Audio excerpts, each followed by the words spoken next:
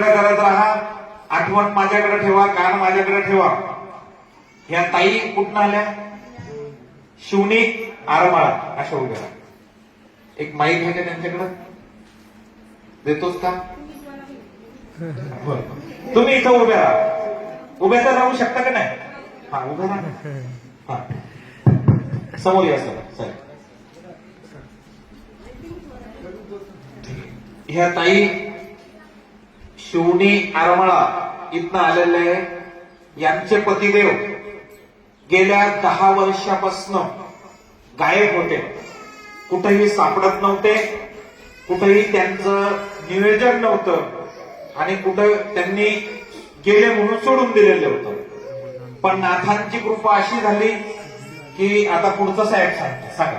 ताई इथं आल्या आमच्या सूर्याच्या ताई बरोबर आणि इथे येऊन त्यांनी सेवा दिली दादांना काही, तर त्यातली अर्धी सेवा झाली आणि त्या पुढचं सांगणार होतं दादा म्हणजे सध्या इतकं करा, तुम्हाला दिलेला मंत्र घ्या आणि जे काही साधना दिली ती पूर्ण साधना करा.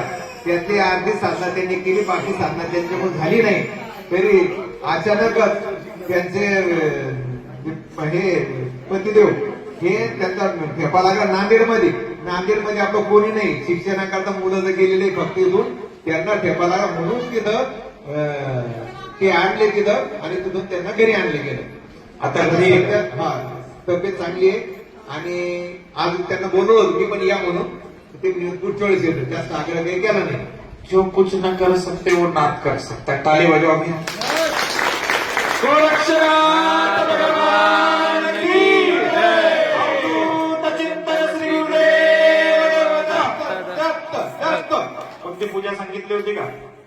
नाही, काही तुला सांगितलं नाशिकला जा पूजा कर, काहीच पूजा सांगितलं का? फक्त मंत्र घ्यायचा.